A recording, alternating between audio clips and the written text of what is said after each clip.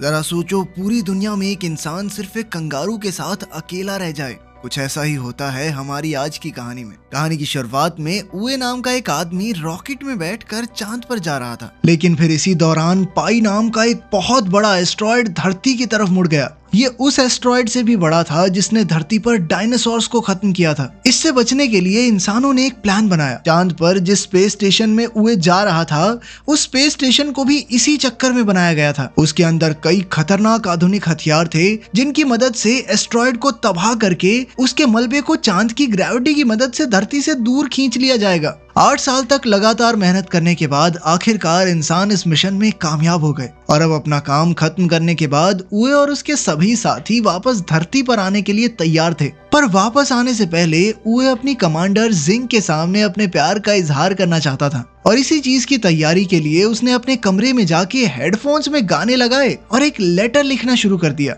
उसी वक्त जू नाम के एक एस्ट्रोनॉट ने घबराते हुए कमांडर जिंग को एक खबर दी। दरअसल ऐन वक्त पर उनके हथियारों में कुछ गड़बड़ी हो गई थी। अगले आधे घंटे में पाई एस्ट्रॉयड का सारा मलबा चांद पर गिरने वाला था। ये खबर मिलते ही कमांडर जिंग ने तुरंत ही स्पेस स्टेशन को खाली करने के ऑर्डर्स दे दिए, जिसके बाद सभी लोग पूरी रफ्तार से अपने अपने रॉकेट्स की तरफ भागने लग गए। लेकिन वहीं यूए अभी भी अपना लव लेटर लिखने में लगा हुआ था और कानों में लगे हेडफोन्स की वजह से उसे कोई वार्निंग अलार्म भी सुनाई नहीं दिया। पर कुछ ही मिनटों के बाद उसकी नजर पहले रॉकेट पर पड़ी, जिसे देखते ही वो पूरी रफ्तार से बेस स्टेशन की तरफ भागा। उस वक्त पर वहां 6 और रॉकेट्स मौजूद थे, जिन्हें देखकर उए को थोड़ी तसल्ली महसूस हुई। पर तभी अचानक से 5 रॉकेट्स एक साथ ही उड़ गए, जिसके बाद उए के पास सिर्फ एक आखिरी रॉकेट बचा था। उसने अपनी टीम के साथ संपर्क करने की कई नाकामयाब कोशिशें की, लेकिन फिर कोई दूसरा चारा न दिखने पर उसने अपने रोवर को पूरी रफ्तार से भगाना शुरू कर दिया। पर तभी उसके रास्ते में एक बहुत बड़ा गड्ढा आया और उसका रोवर सीधा जाकर उस गड्ढे में गिर गया। जब तक वो उस गड्ढे से बाहर आ पाता तब तक आखिरी रॉकेट भी उड़ गया और अब तक तो उस जगह पर एस्ट्रॉयड का मलबा गिरना शुरू हो गया था। जिससे बचने के लिए उए ने एक दूसरे गड्ढे में छुपने का सोचा, पर तभी मलबे का कुछ हिस्सा सीधा आकर उस गड्ढे में गिर गया, जिसके चलते उए थोड़ी देर के लिए बेहोश हो गया। पर जब उसे वापस होश आया तो उसका मानना था कि धरती से उसे ढूंढना ज्यादा मुश्किल नहीं होगा। पर तभी एक बहुत बड़ा एस्ट्रॉयड सीधा जाकर धरती से टकरा गया, जिस वजह से पूरी धरती तबाह हो गई। अगले 6 महीनों तक उए लगातार धरती से संपर्क करने की कोशिश में लगा रहा और अब भी कामयाबी ना मिलने पर उसने अपनी किस्मत को अपना लिया। खुशकिस्मती से उसके पास अपनी बची हुई जिंदगी बिताने के लिए खाना और पानी काफी मौजूद था। सभी शहीद हुए लोगों को श्रद्धांजलि देने के बाद उए ने अपनी सारी मनोकामनाएं पूरी करने का फैसला किया, जिसमें सबसे पहले नंबर पर कमांडर जिंग के कमरे में कुछ समय बिताना था। पर उसे जिंग के कमरे का पासवर्ड पता ही नहीं था और वहीं उसकी दूसरी ख्वाहिश थी चांद की सतह पर सर्फिंग करना। शुरुआत में तो वो बहुत बुरी तरह गिरता पड़ता रहा, पर कई दिनों तक लगातार कोशिश करने के बाद वो सर्फिंग करने में कामयाब हो गया। लेकिन अब भी उसे जिंग के कमरे का पासवर्ड नहीं मिला था और अब तो गुस्से में आकर उसने उस दरवाजे को ही उड़ा दिया। जिसके बाद उसने जिंग की एक तस्वीर के साथ डेट पर जाने का फैसला किया, जिस दौरान उससे गलती से जिंग के चेहरे के ऊपर केचप गिर गया और इसी मौके का फायदा उठाते हुए उसने जिंग की तस्वीर को किस कर लिया। पर वो इस बात से अनजान था कि उस वक्त स्पेस स्टेशन की पूरी टीम उसे अपने नए हेडक्वार्टर्स से देख रही थी और उसकी यह हरकत देखकर सभी लोगों ने अपना मुंह मोड़ लिया। और वहीं दूसरी तरफ जिंग ये देखकर पूरी तरह हैरान थी, पर नेटवर्क बिगड़ने की वजह से उस वक्त वो सिर्फ उए को देख ही सकते थे और क्योंकि उए किसी खतरनाक मुसीबत में नहीं लग रहा था, इसीलिए जिंग ने उए का रेस्क्यू मिशन कैंसिल करने का फैसला किया। पर तभी चेयरमैन यांग ने उन्हें बताया कि सरकार ने अगले 30 दिनों में उए की इस नई जिंदगी को दुनिया भर में दिखाने का फैसला किया। असल में एस्ट्रॉयड के धरती से टकराने के बाद 30% जमीन पानी में डूब चुकी थी, जिसके चलते सभी लोगों की जिंदगी पूरी तरह से बदल गई थी और अब सरकार उए के जरिए लोगों के अंदर एक नई उम्मीद जगाना चाहती थी कि देखो ये आदमी अकेला फंसा हुआ है फिर भी जिंदगी जी रहा है ना। लेकिन एस्ट्रोनॉट जू उए को इस काम के काबिल नहीं मानता था, जिस पर जिंग ने उसे बताया कि वो लोग उए की आवाज को डब करके दुनिया के सामने लाने वाले हैं ताकि वो अपनी मर्जी से उससे चीजें बुलवा सकें। इसके बाद जिंग ने रेडियो के जरिए दुनिया के सामने उए की एक झूठी कहानी रखी, जिसके मुताबिक उसने एक क्रू मेंबर को बचाने के लिए रॉकेट में अपनी सीट छोड़ दी थी और साथ ही जिंग ने दुनिया को उए की नई जिंदगी के ब्रॉडकास्ट के बारे में भी बताया। उधर 196 दिन बीत जाने के बाद उए एक दिन अपनी एक दवाई लेने के लिए वेयर हाउस में गया और वहीं हेडक्वार्टर्स में उए की आवाज को डब करने के लिए फ्लूटिस्ट नाम के एक वॉइस ओवर आर्टिस्ट को बुलाया गया, पर उसे कोई भी स्क्रिप्ट नहीं दी गई और इस बार जब उए वेयरहाउस में पहुंचा तो उसकी नजर एक नई और अनजान चीज पर पड़ी, जिसे शुरुआत में उए ने एक लड़की समझा और उससे बातें करना शुरू कर दिया। पर जैसे ही वो उसके पास पहुंचा तो उसने देखा कि वो एक हट्टा कट्टा कंगारू था। और उसी समय पर जब लाइव स्ट्रीमिंग चालू की गई तो कैमरा सीधा उस कंगारू के चेहरे पर चला गया और इधर सभी चीजों से अनजान फ्लूटिस्ट ने भी कंगारू के होठों के हिसाब से डबिंग करना शुरू कर दिया। जिंग ने फ्लूटिस्ट को रोकने की कोशिश की पर तब तक बहुत ज्यादा देर हो चुकी थी और कई लोगों ने इस चीज को देख लिया था और अपनी इसी गलती के चलते जिंग और जू को चेयरमैन के सामने पेश होना पड़ा, जहां उन्होंने बताया कि उनकी रिसर्च टीम कॉन्ग नाम के कंगारू को बेस स्टेशन पर ही छोड़ आई है।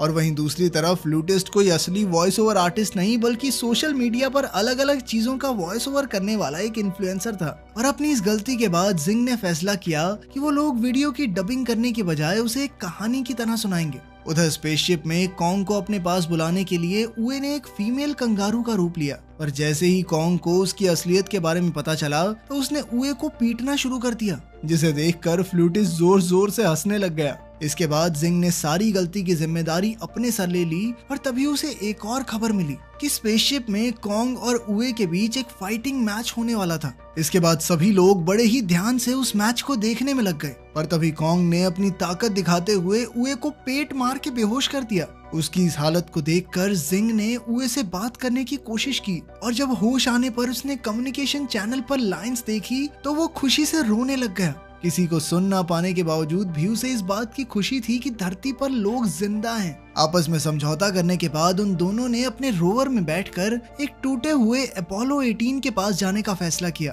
ताकि वो उसका इस्तेमाल लूनर स्टेशन पर पहुंचने के लिए कर सकें, जहां पर एक रॉकेट मौजूद था जिसकी मदद से वो वापस धरती पर चले जाएंगे। इधर उए ने अपनी पूरी ताकत लूनर डॉग को ढूंढने में लगा दी जो उए की मदद कर सकता था। इसके बाद उए ने अपना पूरा ध्यान स्पेसक्राफ्ट को फिर से बनाने में लगा दिया, जिसे देखकर सभी लोग काफी हैरान थे।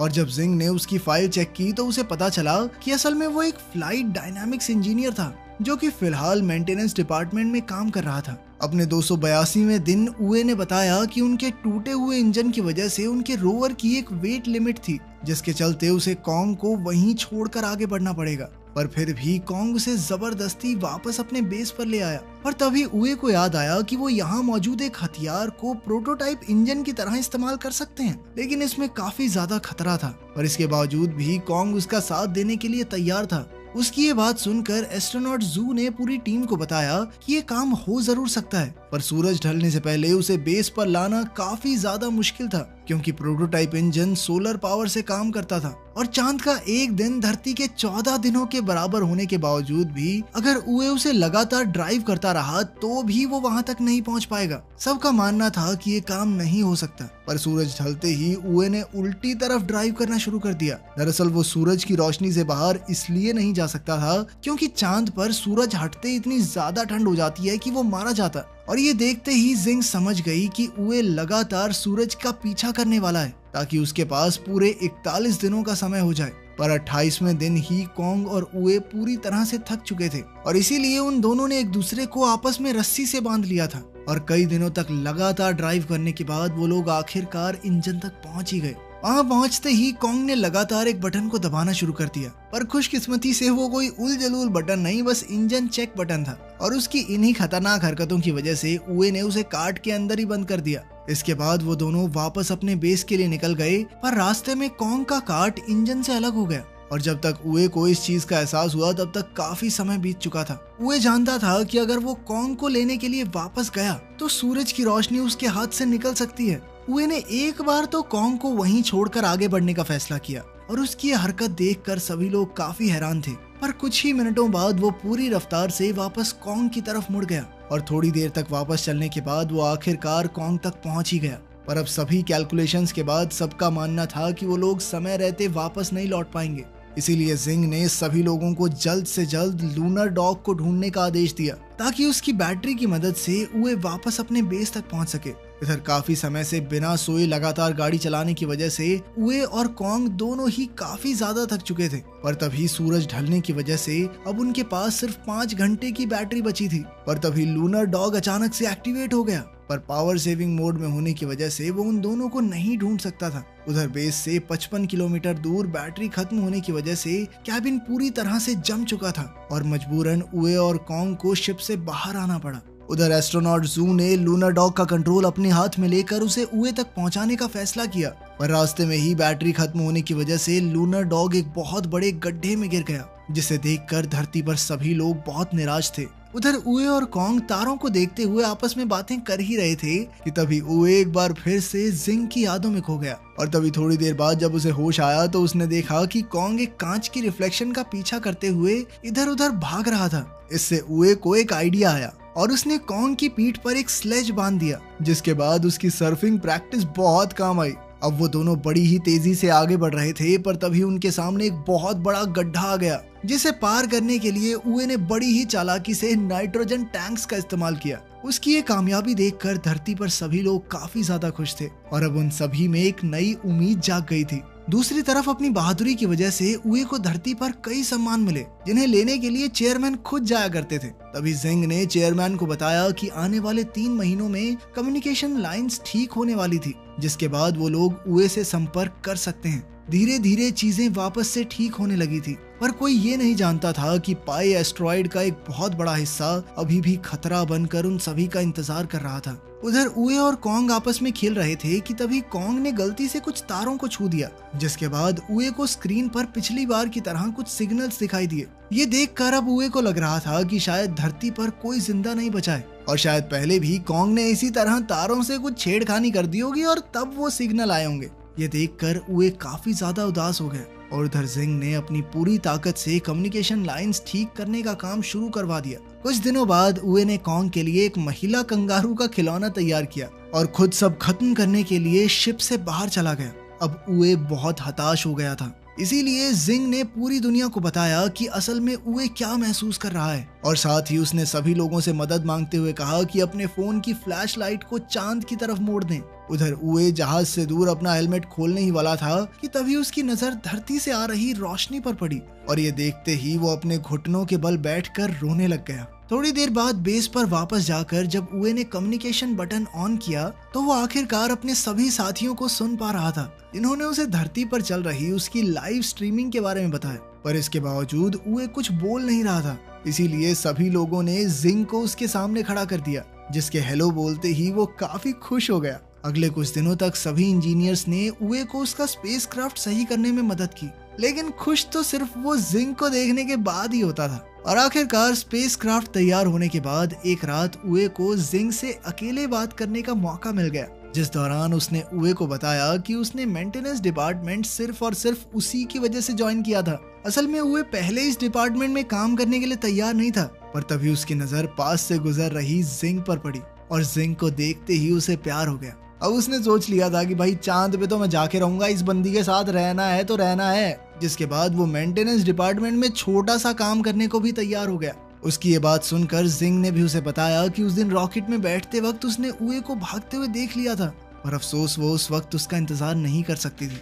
उनकी इस बातचीत की वजह से किसी का भी ध्यान धरती की तरफ बढ़ रहे एस्ट्रॉइड के ऊपर नहीं गया। अगले दिन कॉन्ग और उए अपने घर वापस आने के लिए पूरी तरह तैयार थे और अपनी टीम की मदद से उन्होंने आखिरकार स्पेसक्राफ्ट को सही सलामत लॉन्च भी कर लिया, जिसे देखकर सभी लोग काफी ज्यादा खुश थे, क्योंकि उए और कॉन्ग चांद पर 923 दिन बिताने के बाद आखिरकार स्पेस स्टेशन में पहुंच गए थे। पर तभी जू ने एक अर्जेंट मीटिंग बुलाकर सभी को पाई के उस बड़े हिस्से के बारे में बताया जो तेजी से उनकी तरफ बढ़ रहा था। और वहीं चेयरमैन का मानना था कि सिर्फ एक ही आदमी उन्हें इस खतरे से बचा सकता है, क्योंकि उसके जहाज का इंजन अपने आप में एक हथियार था। वो आदमी कोई और नहीं बल्कि उए ही था। ये सुनते ही जिंग ने कंट्रोल रूम में जाकर लाइव स्ट्रीमिंग को बंद कर दिया, जिसकी वजह से सभी लोग काफी हैरान थे। पर इससे पहले कि वो उए से बात करती, उसे पहले ही इस खतरे के बारे में पता चल गया था। असल में उसने हेडफोन्स के जरिए उनकी सारी बातें सुन ली थी और अब वो जानता था कि मिसाइल्स में इंजन्स ना होने की वजह से उसे खुद उन मिसाइल्स को एस्ट्रॉइड से टकराना पड़ेगा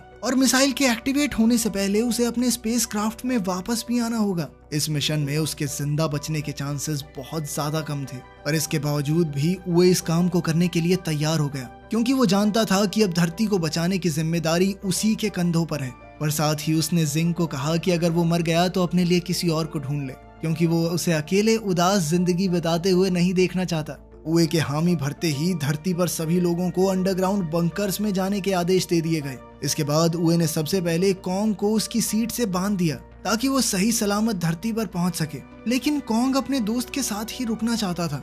दोनों के अलग होते ही उए का सामना कई सारे पत्थरों से हुआ और उन्हीं में से एक पत्थर से टकराने के बाद उसका स्पेसक्राफ्ट गोल गोल घूमने लग गया, जिसे रोकने के लिए उए ने अपने कंपार्टमेंट को क्राफ्ट से अलग कर दिया। जिसके बाद मिसाइल्स तो एकदम ठीक थी, पर अब उनका इंजन अलग हो चुका था। तभी जिंग ने उसे बताया कि पाई का वो हिस्सा उसके करीब से होकर गुजरने वाला था और वो किसी भी हाल में उए की बलि नहीं चढ़ाना चाहती। पर यह बात सुनते ही उए ने उसे बताया कि उसे अभी सिर्फ धरती को बचाने के बारे में सोचना चाहिए और साथ ही उए ने अपने जहाज को एस्ट्रॉयड की तरफ मोड़कर लाइव स्ट्रीम को शुरू करने को कहा। इसके बाद उसने मिसाइल्स को डिटैच करते हुए सबके साथ के लिए उनका धन्यवाद किया। साथ ही उसने सबको बताया कि वो हमेशा सोचता था कि या तो आगे वाले मरेंगे या फिर पीछे वाले, बीच में काम करना एकदम सेफ है, लेकिन आज वो धरती और उस एस्ट्रॉयड के बीच में खड़ा हुआ था। इसके बाद वो जिंग का पसंदीदा गाना गाते हुए पूरी रफ्तार से एस्ट्रॉयड की तरफ बढ़ने लग गया, जिसे देखकर जिंग के साथ साथ सभी लोग रो रहे थे। उसके एस्ट्रॉयड के पास पहुंचते ही जिंग ने मिसाइल्स का बटन दबाने की नाकामयाब कोशिश की और उस वक्त उसके दिमाग में सिर्फ उए के साथ बिताए हुए कुछ पल ही घूम रहे थे। पर तभी उए ने उसे उसकी जिम्मेदारी याद दिलाते हुए बटन को दबाने को कहा, जिसके कुछ ही सेकंड बाद एक बहुत बड़ा धमाका हुआ और वो एस्ट्रॉयड छोटे छोटे टुकड़ों में बिखर गया। वो छोटे छोटे टुकड़े धरती से टकराते हुए तारों की तरह लग रहे थे, जिन्हें लाखों लोगों के साथ साथ कॉन्ग भी देख सकता था। तभी भीड़ में मौजूद एक लड़के ने अपनी छोटी बहन को बताया कि आज वो लोग अपने घर सिर्फ मून मैन की वजह से जा पाएंगे। अगले 10 सालों में सभी की मेहनत की वजह से धरती वापस सही हो चुकी थी और तभी स्पेस प्रोग्राम की नई चेयरमैन लैसी ने सभी को बताया कि अब इंसान एक बार फिर से चांद पर जाने वाले हैं और उधर जिंग भी एक बार फिर चांद पर जाने के लिए तैयार थी, जहां पहुंचते ही उसे उए के चांद पर बिताए हुए पल दिखाई दे रहे थे, जिन्हें देखते हुए उसकी आंखों में खुशी के आंसू थे। इसके बाद अपनी एक साथी के साथ धरती को देखते हुए उसने बताया कि 10 साल पहले फटे एस्ट्रॉयड का मलबा आज धरती के चारों तरफ एक रिंग की तरह घूम रहा था, जो उन्हें हमेशा हमेशा मून मैन की याद दिलाता रहेगा। अगर आपको मौका मिले तो क्या कभी पृथ्वी से बाहर जाना चाहेंगे? कमेंट्स में जरूर बताना। मिलते हैं अगली वीडियो में।